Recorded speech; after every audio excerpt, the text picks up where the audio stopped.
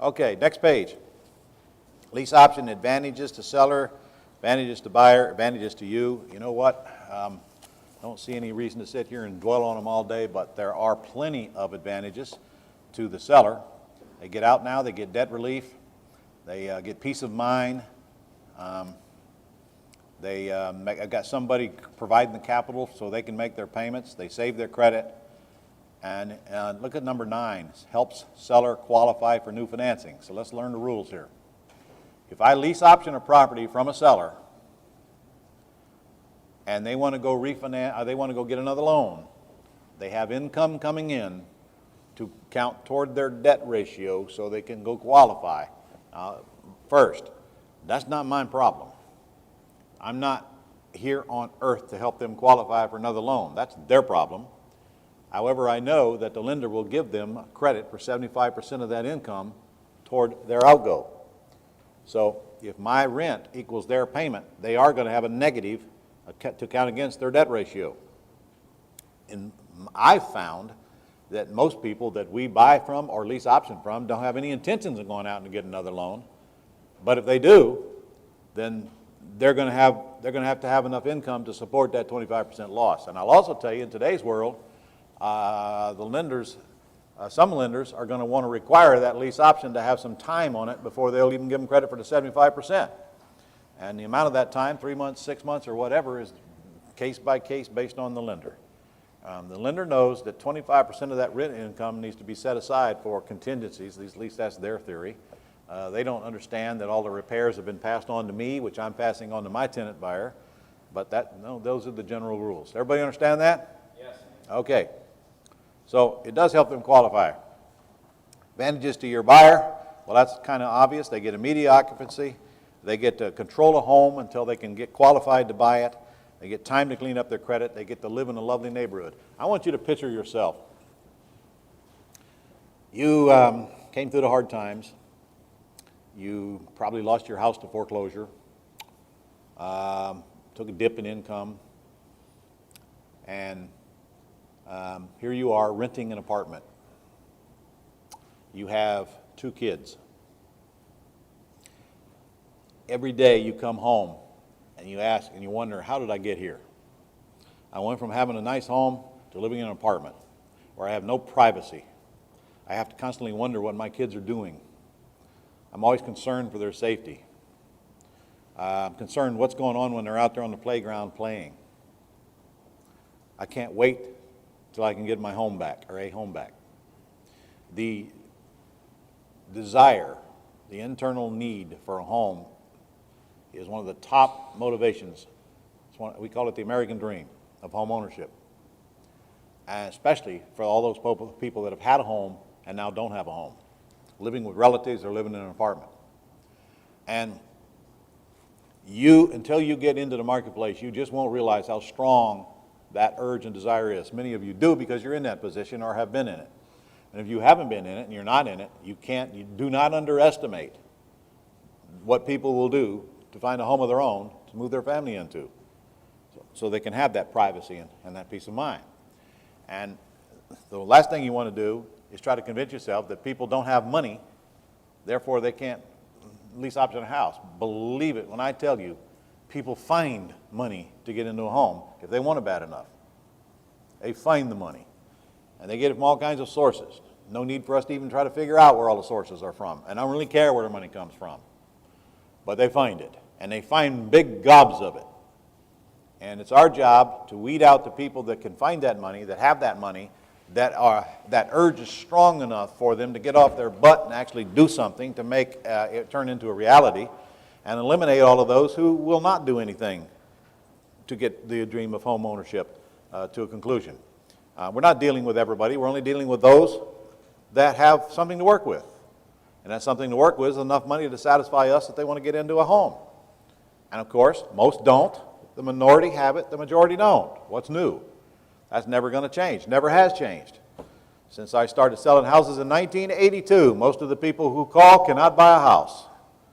Not one thing has changed in that regard. Some of them can. So it's our job to weed out the ones that can.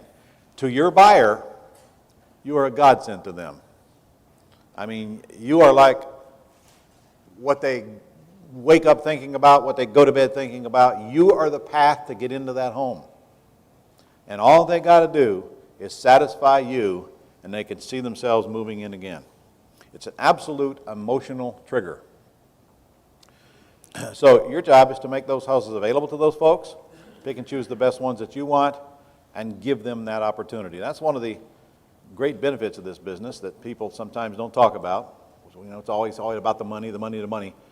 But what a great business to be in is when you're actually helping people get out of houses they don't want to be in and get into houses that they do want to be in. And here you are, the gatekeeper, the toll booth.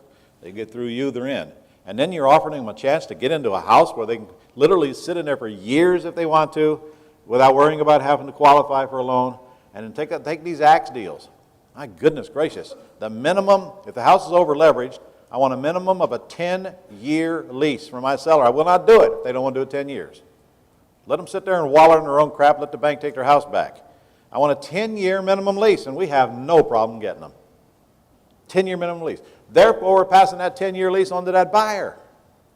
It's a beautiful thing. Picture yourself as that buyer. I can move into this house and literally live here for 10 years and never have to worry about buying it.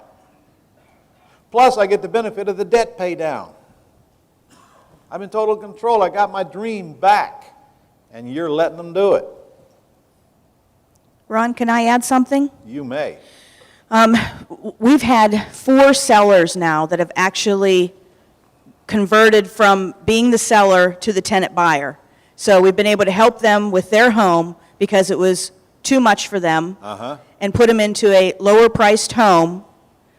So we've got their home taken care of, and then we put them into another home.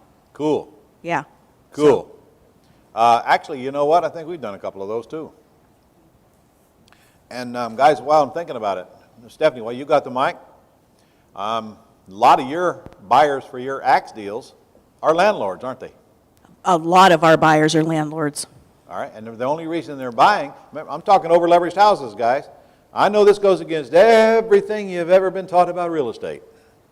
I'm a landlord. Why on earth would I want to buy a house that has more owed on it than it's worth? I must be an idiot. Well, A, I'm not buying a house.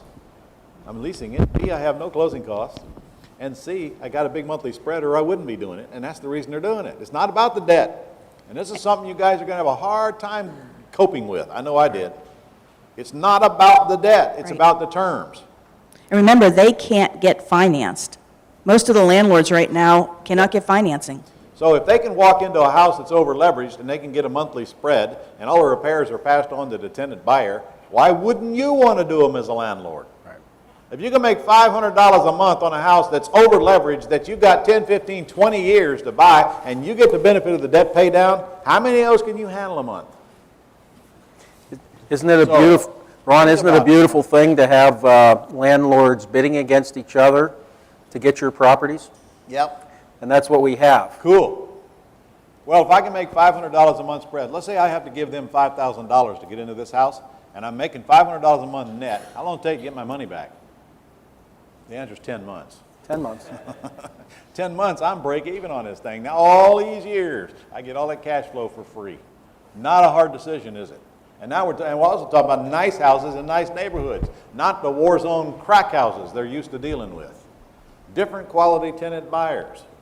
Here's another one. So if I'm a landlord and I give them $5,000 to get this house, aren't I going to go get that same $5,000 or more back from a tenant buyer immediately? In other words, I'm getting in this thing for free. So landlords, wake up. Okay, advantage to you. Well, obviously there's a whole bunch of them. You get all these free assets with no money, no risk, no credit, huge market of sellers and a huger market of buyers. All repairs are passed on to your buyers. Either the seller's doing the repairs or the buyer's doing them. You're not doing them. There's no banks to deal with. There's nobody's permission to ask because when you lease option a house, it does not trigger the due on sale clause. Bank cannot call the loan due. Nobody's selling the house. And when they do sell a house, the bank's getting paid off. No due on sale clause problems. No attorney problems. Even they understand lease options. No closing cost. When I take title subject to, I have closing cost. When I lease option it, there are no closing costs except for the attorney bill, and frankly, my buyer pays that. So a lot of advantages to you. Plus, there's a huge, huge, huge number of these things. And guys, I don't see it getting any, I don't see this market changing for a while. I mean, you think about it. We got a massive amount of houses out there that are over leveraged right now. We got a massive amount of houses that the banks already own, and we got even a larger number they haven't even started foreclosing on yet. And how many of you that are out there in the field right now have actually seen houses that were literally, they've been living in for 2 years and they haven't even started foreclosure yet? Let me see your hands. Hold them up. Look at that. Third of the room. 2 years and they haven't even started foreclosing on them yet. What does that tell you? It tells you sooner or later this big mess has got to catch up. And there are millions of houses that are still going into the foreclosure process, and most of them are going to go right on through. And that doesn't even count the ones that are over leveraged now where they're still current, but they won't be in the near future. We got a humongous amount of supply coming. And as long as that demand holds up, because of all the credit that has been wiped out and all the problems that people have financially, we got a really cool window here to create a fat lot amount of money.